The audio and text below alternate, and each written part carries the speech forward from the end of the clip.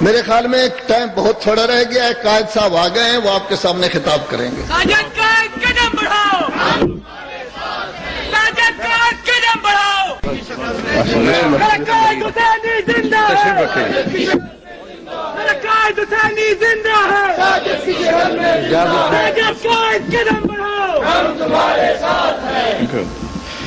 اعوذ باللہ من الشیطان الرجیم، بسم اللہ الرحمن الرحیم، الحمد للہ رب العالمین والصلاة والسلام علی سید الانبیاء والمرسلین ابی القاسم محمد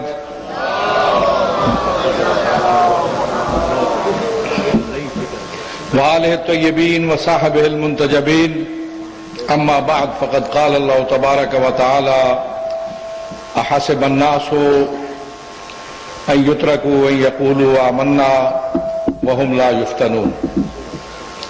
عزیزان گرامی، توفیق خداوندی ہے کہ مجھے اس مرکز علمی کے اس پروگرام میں حاضر ہونے کا موقع نصیب ہوا اور اس توسط سے آپ برادران ایمانی کا، علماء کرام کا نزدیک سے دیدار ہوا۔ وقت کے دامن میں جتنی گنجائش ہے میں اتنی ہی آپ کو زحمت دوں گا۔ میں سمجھتا ہوں کہ ارشاد قدرت ہے حسب الناس یترکوا ان یقولوا آمنا، کیا یہ لوگ یہ سمجھتے ہیں کہ انہیں آمنا کہنے پر چھوڑ دیا جائے گا اور ان کی آزمائش اور امتحان ان کا نہیں کیا جائے گا؟ ایسا نہیں ہے، بلکہ جو شخص آمنا کہتا ہے، جو کہتا ہے کہ میں ایمان لایا، میں مسلمان ہوں، میں محب اہل بیت ہوں، میں دیندار ہوں، وہ گویا اپنے آپ کو آزمائش کے لیے پیش کرتا ہے۔ بہت بڑی امت مسلمہ بڑی بڑی آزمائشوں سے گزری، پیغمبر کے زمانے سے لے کر آج تک بہت سے امتحانات اس کو درپیش ہوئے، بہت سی آزمائشوں کا اسے سامنا کرنا پڑا، اور صحیح رہنمائی اور اچھی ہدایات کی روشنی میں چل کر امت مسلمہ سرخرو ہوئی اور سرفراز ہوئی۔ وہاں امت مسلمہ کو نقصان پہنچا جہاں اس کو صحیح رہنمائی نہیں ملی، صحیح ہدایت نہیں ملی، اور صحیح انداز میں اس کو راستے کی نشاندہی نہیں کی گئی۔ آج بھی امت مسلمہ مسائل کا شکار ہے، مشکلات کا شکار ہے، بہت سے چیلنجوں کا، بہت سے آزمائشوں کا، بہت سے امتحانات کا اسے سامنا ہے، اور اس میں مشکلات میں اضافہ اس لیے ہو رہا ہے کہ امت مسلمہ کو صحیح رہنمائی حاصل نہیں ہے، اس لیے ٹامک ٹوئیاں ماری جا رہی ہیں، صحیح انداز اختیار نہیں کیا جا رہا ہے۔ امت کی سربلندی اور سرفرازی کے لیے جو اقدامات ضروری ہیں، جو کام ضروری ہیں، وہ انجام نہیں دیے جا رہے۔ جن کے ہاتھوں میں امت کی باغ ڈور ہے وہ امت کو صحیح راستہ نہیں دکھا پا رہے ہیں، اور امت کی بہتری کے لیے کوئی کام صحیح انجام نہیں دے پا رہے، اور آزمائشوں سے اور امتحانات سے نکالنے کے لیے کوئی صحیح کوششیں سامنے نہیں ہیں۔ ہمیں اس بات کا، میں سمجھتا ہوں کہ اس بات کی طرف ہماری توجہ ضرور ہونی چاہیے، اس لیے کہ ہم امت کا ایک حصہ ہیں، امت مسلمہ کا۔ اس لیے امت جن آزمائشوں سے گزر رہی ہے، جن ابتلاءات میں امت ہے، جو امتحانات اسے درپیش ہیں، جن بحرانوں، چیلنجوں اور مسائل کا اسے سامنا ہے، اس میں ہم بھی، میں سمجھتا ہوں کہ ہمارا بھی یہ رول بنتا ہے کہ ہم اس میں امت مسلمہ کے مسائل کے حل میں اور ان ابتلاء و آزمائش کے دور میں امت کی بہتری کے لیے کام کریں، ہماری ذمہ داری بنتی ہے۔ ابھی وقت نہیں ہے، ورنہ تفصیل میں بتاؤں کہ ہم نے امت کی بہتری کے لیے جتنے بھی اقدامات ہوئے ہیں اس میں ہم حصہ دار رہے ہیں، سہیم رہے، جس حد تک ممکن تھا۔ لا یکلف اللہ نفسا الا وسعہا، جتنی وسعت اتنی تکلیف۔ ہم نے اپنی وسعت کے مطابق امت مسلمہ کی آزمائشوں، امتحانات، چیلنجوں اور مسائل میں ہم نے اس کے ساتھ تعاون کیا، اظہار ہمدردی کیا، اور کوشش کی کہ کوئی ایسے راستے کی نشاندہی کی جائے جس پر چل کر امت مسلمہ اپنے مشکلات کا حل نکال سکے۔ یہ جتنے بھی مسائل درپیش ہیں امت مسلمہ کو، بہت سے مسائل امت مسلمہ کو درپیش ہیں، امت مسلمہ کو اپنے دین کے ساتھ، اپنے عقیدے کے ساتھ وابستگی کا مسئلہ ہے، امت مسلمہ کو اپنے عقیدے اور دین کی صحیح تشریح کا مسئلہ درپیش ہے۔ اس جدید دور کے تقاضوں کے مطابق اسلام اور دین کا صحیح کانسیپٹ اور صحیح تصور پیش کرنے کی ضرورت ہے۔ اس مشکل دور میں ایک بہت بڑی آزمائش امت مسلمہ کو ہے جو ہمیں بھی درپیش ہے کہ ایک غیر اسلامی ثقافتی یلغار کا سامنا ہے۔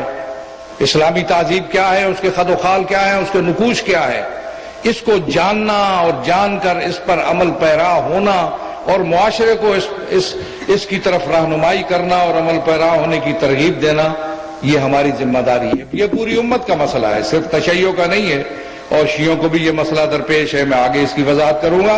امت مسلمہ کو بڑے مسائل مشکلات درپیش ہیں۔ امت مسلمہ کے وسائل پر اس کی طبعی ثروات طبیعیہ، جو اس کے قدرتی وسائل ہیں، اس پر نگاہیں ہیں دشمن کی للچائی ہوئی، اور اس پر قبضے کے لیے اور اس پر کنٹرول کرنے کے لیے امت مسلمہ پر دباؤ بڑھایا جا رہا ہے۔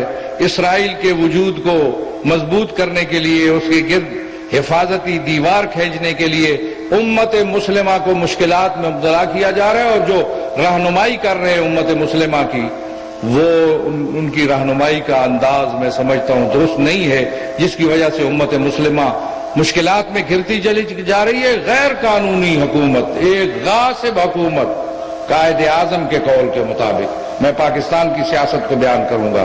اس کی حکمت عملی پاکستان کی میں سمجھتا ہوں کہ اسرائیل کے بارے میں سیاست وہ ہونی چاہیے جو قائد اعظم نے طے کی ہے۔ آج کسی کو حق نہیں پہنچتا کہ بے غیرتی کا مظاہرہ کرتے ہوئے یہاں سے اسرائیل کو تسلیم کرنے کا آغاز کرے، ممکن نہیں ہے۔ اسرائیل کو ہم غاصب اور غیر قانونی حکومت سمجھتے ہیں، اور ظاہر ہے اس کو مضبوط کرنے کے لیے استعماری طاقتیں امت مسلمہ کو مختلف مسائل میں مبتلا کیے ہوئے ہیں۔ پاکستان مسائل میں مبتلا ہے، افغانستان مبتلا ہے، ایران ہے، عراق ہے، لبنان ہے، اور سب یہ اس لیے مبتلا کیے گئے ہیں تاکہ یہ مسلمان اپنی قوت اور طاقت سے اسرائیل کے تحفظ کے لیے ہونے والی سازشیں جو ہے ان کو ناکام نہ بنا سکیں۔ سازشیں کے دائرہ پھیلا دیا گیا، لمبی تفصیل ہے، میں اس میں جاتا نہیں ہوں، لیکن ہمیں اپنا رول ادا کرنا ہے، حق ادا کرنا ہے، حق کہنا ہے۔ الساکت عن الحق شیطان اخرس، حق بات سے خاموش رہنے والا گونگا شیطان ہے۔ اس لیے میں سمجھتا ہوں ہماری ذمہ داری بنتی ہے، ہم امت مسلمہ کا حصہ ہیں، طاقتور حصہ ہیں، دانا و بینا حصہ ہیں، بصیرت والے ہیں ہم لوگ جو امت مسلمہ کا حصہ ہے۔ اس لیے ہماری ذمہ داری بنتی ہے کہ ہم ان مسائل پر بھی نظر رکھیں اور اپنی رائے دیں، اور اپنے وہ اقدامات جو ہمارے حالات سے بھی میل کھاتے ہیں، پاکستان سے بھی میل کھاتے ہیں، بین الاقوامی حالات سے بھی جوڑ رکھیں، ان حالات کی روشنی میں اقدامات میں شریک اور سہیم ہوں۔ مختصر انداز میں عرض کر رہا ہوں، اس لیے یہ ضروری ہے۔ اس کے بعد ہمیں پاکستان کے اندر بھی مسائل و مشکلات کا، امت مسلمہ پاکستان کے شہری اس ملک کے اندر مسائل کا شکار ہے۔ ابتلا اور آزمائش کا دور ہے، مظلوم عوام قتل کیے جا رہے ہیں، مارے جا رہے ہیں، گاجر مولی کی طرح کاٹے جا رہے ہیں، کوئی پرسان حال نہیں ہے، کوئی پرسان حال نہیں ہے۔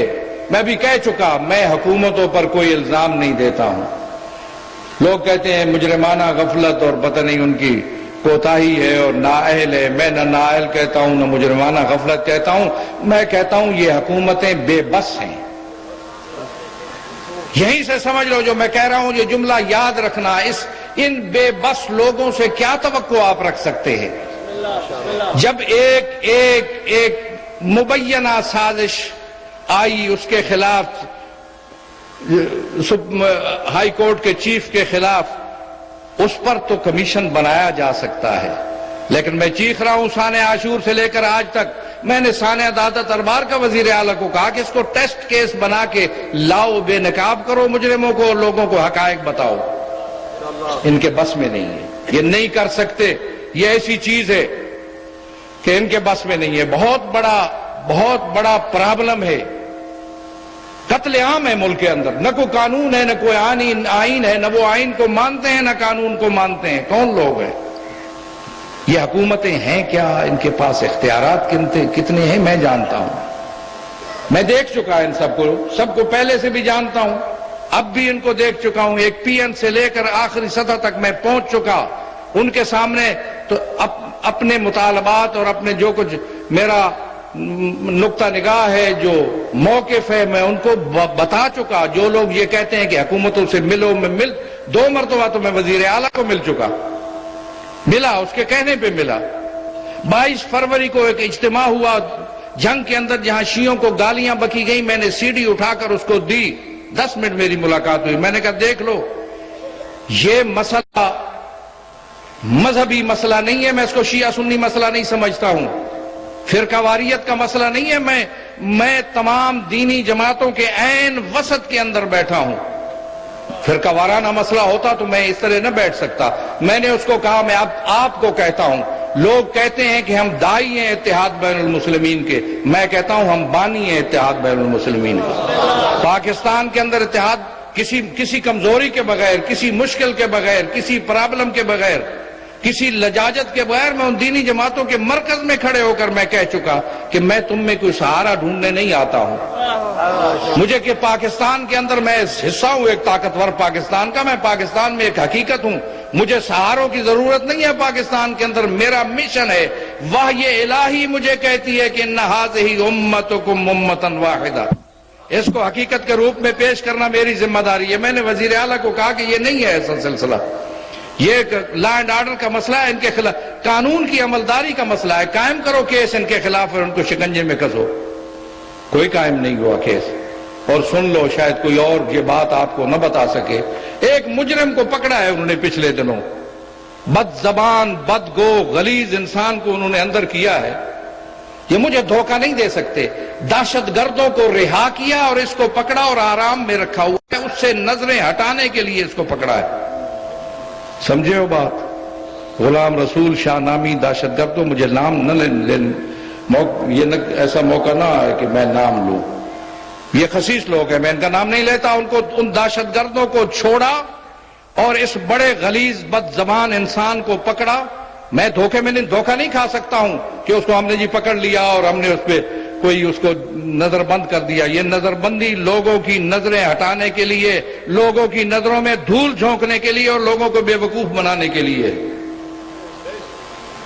سال ہا سال تک میں برداشت نہیں کر سکتا یہ بات. میں کہہ نہیں سکتا، میری عزت کا سوال ہے. میں توہین محسوس، قتل ہونا کوئی بات نہیں ہے، قتل ہوتے ہیں، لوگ شہید ہوتے ہیں، لیکن جو عمل پاکستان کے اندر ہوا، میں اتنی توہین محسوس کرتا ہوں کہ میرا جگر پھٹتا ہے. تشیعوں کو گالیاں دی جاتی رہی ہیں اس ملک کے اندر، نہ کسی پر کیس قائم. مکتب اہل بیت کو گالیاں دی جاتی رہی. اور یہ میں سمجھتا ہوں کہ اللہ نے کیسا ہم کو صبر دیا کہ ہم نے بھی برداشت کیا. اس لیے برداشت کیا کہ ہمیں سبق ہی یہی ملا، وَلَقَدْ أَمُرُّ عَلَى اللَّئِيمِ يَسُبُّنِي فَمَضَيْتُ ثَمَّ وَقُلْتُ لَا يَعْنِينِي. حسن ابن علی گزر رہے تھے، ایک لئیم گالیاں بک رہا تھا. تو حضرت نے کہا کہ میں گزر گیا ایسے جیسے مجھے گالیاں نہیں بک رہا، کسی اور کو بک رہا ہے. اور یہ عملی تفسیر تھی قرآن کریم کی. وَإِذَا مَرُّوا بِاللَّغْوِ مَرُّوا كِرَامًا وَإِذَا خَاطَبَهُمُ الْجَاهِلُونَ قَالُوا سَلَامًا. یہ اس کی تفسیر تھی. اس لیے میں سمجھتا ہوں اس ملک میں لوگوں کو صحیح رہنمائی دو، لوگوں کو بتاؤ. اگر حقائق معلوم نہیں ہے، اگر اطلاعات نہیں ہے تو بات کرنے کی ضرورت نہیں ہے ان مسائل کے اوپر. قوم کو کٹوانے کی ضرورت نہیں ہے، قوم کو بچانے کی ضرورت ہے. اس لیے میں سمجھتا ہوں کہ قوم کو حقائق سے آگاہ کرو. کیا جانتے ہو اس کے بارے میں؟ کیا معلوم ہے آپ کو اس کے بارے میں کہ یہ کیا ہو رہا ہے ملک کے اندر؟ رول کیا ہے حکومتوں کا؟ کر کیا سکتی ہیں یہ حکومتیں؟ اور ظاہر ہے سیاسی حوالوں سے ہم کہتے ہیں حکومتوں کو ان کو رہنا چاہیے، جمہوریت کے تقاضے ان کو پورے کرنے چاہیے، ان کو کمیشن بنانا چاہیے. یہ حکومتوں کی ذمہ داری ہے. یہ بھی نہیں کر سکتے. کسی قاتل کا ہاتھ روکیں، کسی مقتول کو بچائیں، یہ دور کی بات ہے. میں نے کہا کمیشن بنا کے حقائق تو بتاؤ. یہ بھی ان کے لیے ممکن نہیں ہے. اس لیے اس ملک کے اندر میں دیکھ چکا ہوں کہ ایک سابقہ چیف جسٹس جس نے سو موٹو کے ساتھ سماعت شروع کی تھی فرقہ واریت کے بارے میں اس سے ملا، اس کے بھائی کی تعزیت کے لیے گیا، میں نے کہا کہ یہ کیا ہوا، اس سلسلہ رکا کیسے؟ اس نے کہا مجھے روک دیا گیا تھا۔ اس ملک کی صورتحال کچھ اور ہے، اس لیے میں آپ کے سامنے، یاد رکھیے گا اس بات کو، سمجھنے والے لوگ سمجھے میں کیا کہہ رہا ہوں، میں سوالیہ نشان لگاتا ہوں پاکستان کے اوپر۔ حکومتیں بے بس ناتواں اور بے اختیار، پاکستان پر میں سوالیہ نشان لگاتا ہوں۔ پاکستان، تم نے وعدہ کیا تھا مجھ سے کہ میں تمہاری عزت، آبرو اور جان و مال کا تحفظ کروں گا، تم میں کے ہر ایک کے ساتھ یہ وعدہ تھا جی، اور تسلسل کے ساتھ یہ قتل عام، کیا اقدامات کیے تم نے اس کے تحفظ کے لیے؟ عوام کے شہری ہے، پاکستان کے شہری ہیں، حق رکھتے ہیں، پاکستان کی سٹیٹ سے پوچھ سکتے ہیں۔ ریاست پاکستان تمہاری ذمہ داری تھی کہ تم تحفظ کرو گی پاکستان کے شہریوں کا، ان کی جان کا، ان کے مال کا، ان کے حقوق کا، ان کی شہری آزادیوں کا۔ اور شہری آزادیوں کے بات یہ ہے کہ جب بھی کوئی واقعہ ہوتا ہے تو احمقانہ انداز میں کہتے ہیں کہ جلوس محدود کر دو۔ قاتلوں کے پیچھے نہیں جاتے ہو، جلوسوں کے پیچھے جاتے ہو۔ میری شہری آزادیاں ایک مقدس چیز ہے، میں اس کے راستے میں ہر قربانی دینے کے لیے تیار ہوں۔ کرفیوں کا عالم میں نے منظور کیا، سنگینوں کے سائے میں نے منظور کیے، عزاداری سید الشہداء میں کوئی رکاوٹ قابل میں اعلان کر رہا ہوں اس بات کو، کوئی رکاوٹ قابل قبول نہیں ہے۔ یہ میری شہری آزادیوں کا مسئلہ ہے۔ ان لم یکن لکم دین وکنتم لا تخافون الآخرہ فکونوا احرارا فی دنیاکم۔ حسین ابن علی نے تو اپنے قاتلوں کو بھی حریت کا درس دیا تھا۔ حریت بہت قیمتی ہے، بہت قیمتی چیز ہے آزادی، اس کے سامنے ہر چیز قربان ہو سکتی ہے۔ اور میں کھل کے کہتا ہوں، کتنی قربانی چاہیے تمہیں، روک لو، تم نہ کرو تحفظ۔ میں نے جو کہا تھا کہ میں کراچی سے لے کر ایک گوشت تک کے اس کا تحفظ کروں گا، میری ذمہ داری ہے، میں ذمہ داری لیتا ہوں، اور ایک پتا بھی نہیں ٹوٹے گا، پھر دونوں ذمہ داری ہے۔ قید کے فرمان پر جان بھی قربان ہے، قید کے فرمان پر جان بھی۔ عزاداری سید الشہداء کے راستے میں کوئی رکاوٹ قبول نہیں ہے، اس کے لیے جتنی قربانیاں دی جائیں، میری آزادی کا مسئلہ ہے، میں آزادی کے راستے میں ہر قربانی دینے کے لیے تیار ہوں۔ شہید حریت ہیں حسین ابن علی، سرور آزادگان حسین ابن علی، اس لیے آزادی کے راستے میں کوئی ہر قربانی سے دیر کیا جا سکتا ہے۔ بستر مرگ پر ایڑیاں رگڑ رگڑ کر مر جانا موت ہے اور برحق ہے، موت ہے اور برحق ہے۔ سعادت مند ہے وہ شخص جس کو حسین کے راستے میں موت آئے۔ اگر کوئی ایک شیعہ یہاں قربانیاں دیتے دیتے آخری مرحلے پر پہنچے اور ایک فرد بھی پاکستان کے اندر ہوا تو وہ بھی علم لے کر جلوس اذان نکالے گا سڑک کے اوپر۔ ساجد کے اعلان پر جان بھی قربان ہے، ساجد تیرے نام پر۔ اسٹیٹ اور ریاست سے میرا سوال ہے، اور اگلا سوال میں کروں گا اس کے بعد آئین سے۔ پاکستان کا آئین کیا ہے؟ میری شہری آزادیاں اس کے اندر موجود ہیں، میرے وجود کا تحفظ موجود ہے، میرے جان و مال کی تحفظ ضمانت آئین کے اندر موجود ہے۔ کہاں ہیں وہ لوگ جو آئین کو مانتے ہیں؟ اس لیے میں سمجھتا ہوں کہ یہ سلسلہ چل رہا ہے، حکمت عملی کے ساتھ ہم آگے بڑھ رہے ہیں۔ میں جانتا ہوں کہاں کہاں سوراخ ہیں، میں جانتا ہوں کہاں سے سازشیں ہوتی ہیں، اور اس لیے دانائی کے ساتھ قل ھذہ سبیلی ادعو الی اللہ علی بصیرۃ انا ومن اتبعنی، بصیرت کے ساتھ چل رہے ہیں ہم، دانائی کے ساتھ چل رہے ہیں، جذباتی بات نہیں ہے، اطلاعات نہیں ہے لوگوں کے پاس۔ جس کے پاس اطلاعات نہ ہو، جس کے پاس معلومات نہ ہو، وہ راہبری رہنمائی نہیں کر سکتا۔ راہبری رہنمائی کے لیے اطلاعات و معلومات ضروری ہیں۔ اس لیے میں جانتا ہوں ان حالات کو، ملکی ہوں یا بین الاقوامی ہوں یا لوکل ہوں، میں جانتا ہوں لوکل اختلافات کیا ہے۔ مت بٹو ٹکڑیوں میں، اپنے مفادات کے لیے بٹتے ہو، اور تمہاری حالت یہ ہے کہ اب ایسی صورتحال یہ ہے کہ یہاں تک کہ ہمارے معاشرے کے اندر دین کو اور دینی عقائد کو اور دینی اصولوں کو بھی نہیں بخشا جا رہا۔ انحرافات، غلو، تفویض، افراط و تفریط پھیلائی جا رہی ہے، روکنے والا کوئی نہیں ہے۔ اتنے غرے ہو گئے اور اتنے آگے بڑھ گئے لوگ، امر بالمعروف کے تیسرے درجے کے تحت مجھے یہ اختیار حاصل ہے، میں قوت و طاقت سے اس کو روک سکتا ہوں۔ میں نے مراجع کے سامنے یہ بات رکھ دی ہے، جب بھی مراجع اس بات پہ مشورہ دیں گے، اجازت دیں گے، تو ہم قوت کے ساتھ یہاں روکیں گے اس انحراف کو جو تشیع کے نام پہ ہو رہا ہے۔ تشیع کے عقائد کے نام پر، تشیع کے حقائق کے نام پر انحراف قابل قبول نہیں ہے۔ اس لیے اپنی صفوں کے اندر اتحاد پیدا کرو، اپنی صفوں کے ٹکڑیوں میں مت بٹو، اور جہاں جہاں لوگ بٹ رہے ہیں ان کے مقامی مسائل ہیں، کوئی اور مسئلہ نہیں ہے۔ وحدت و اتحاد اپنی صفوں میں، تشیع کا تعارف کرانا ہے، ہم کرا چکے ہیں تشیع کا تعارف پاکستان کے اندر، دینی جماعتوں کے اندر منطقی اور عملی انداز میں تشیع کا تعارف اس انداز میں کرایا کہ کسی دینی جماعت کو اب تشیع پر الزام تراشی کی جرأت اور گنجائش نہیں ہوگی۔ اور آئندہ بھی ہماری ذمہ داری بنتی ہے کہ ہم اس کا تعارف کرائیں تشیع کا بہتر انداز میں، اور اس انداز میں بعض لوگ کرا رہے ہیں، اسے انحراف کو قبول نہیں کرتے، ان کو روکتے ہیں، پیار سے روکتے ہیں کہ رک جاؤ اس بات سے۔ اور اس کے بعد میں سمجھتا ہوں کہ امت مسلمہ کے اندر بھی اتحاد و وحدت کی ضرورت ہے۔ جو ہم نے فضا پیدا کی ہے، جو فضا پیدا کی ہے، ایک انقلاب برپا کیا آپ نے ملک کے اندر اتحاد و وحدت کے حوالے سے۔ تصور نہیں ہو سکتا تھا کہ شیعہ و سنی اس طریقے پہ ایک دوسرے کو برداشت کریں گے، ایک دوسرے کو تسلیم کریں گے۔ آپ معاشرے میں رہتے ہیں، اس حقیقت کا اعتراف کریں۔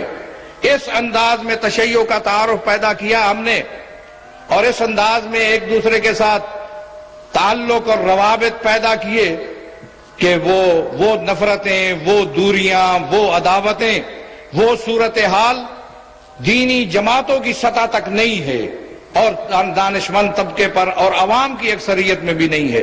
اس کو اور زیادہ بڑھانے کی ضرورت ہے، اور زیادہ مضبوط کرنے کی ضرورت ہے۔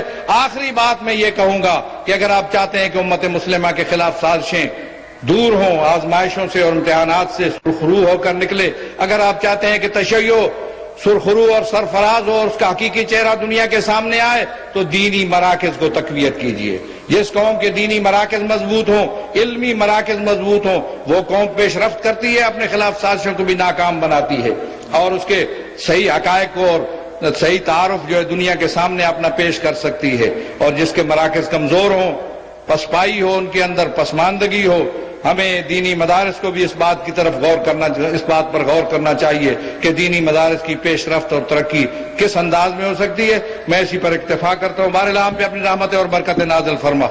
باراللہ شر شیطان، شر دشمنان سے اپنے حفظ و امان میں رکھ۔ باراللہ اس دینی مرکز کو، حضرت آیت اللہ کو، ان کے علماء کو، طلباء کو باراللہ اپنے مقاصد میں، اپنے اہداف میں کامیابی و کامرانی عنایت فرما۔ جنہیں کو مشکل درپیش ہے اس کا مشکل رفع فرما، جنہیں کو مسئلہ درپیش ہے اس کا مسئلہ حل فرما۔ باراللہ رزق میں، مال میں، صحت میں برکت عنایت فرما۔ ہمارے سیلاب زدہ بھائیوں کی تکلیفوں کو، ان کی مشکلات کو باراللہ دور فرما۔ قاتلوں کو، مجرموں کا، دہشت گردوں کو جلد کیفر کردار تک پہنچا۔ پاکستان کو امن امان کا گہوارہ بنا، پرسکون و پر اطمینان زندگی نصیب فرما۔ اتحاد و وحدت کی برکت سے مالا مال فرما۔ دشمنوں کے عزائم ناکام بنا۔ دلوں میں جو حاجات ہیں تو علیم بذات صدور پوری فرما۔ مولانا مدرس مدرسہ کے مدرس مریض ہیں، انہوں نے خواہش کی ہے کہ میں دعا کروں، باراللہ ان کو صحت کامل و عاجل رحمت فرما۔ دوسرے مولانا نصرت عباس صاحب، ان کو مولانا عبداللہ لکھوی صاحب قیمتی اثاثہ ہے، باراللہ ان کو صحت کامل و عاجل رحمت فرما، ان کی طاقتوں اور توانائیوں کو بحال فرما۔ یہ دعا جاری رہنی چاہیے، دعا کا بہت بڑا اثر ہے۔ دوا اور دعا زیادہ مؤثر ذریعہ ہے، دعا زیادہ مؤثر ذریعہ ہے، اس پر یہ جاری رہنی چاہیے۔ باراللہ ہم سب کی توفیقات خیر میں اضافہ فرما۔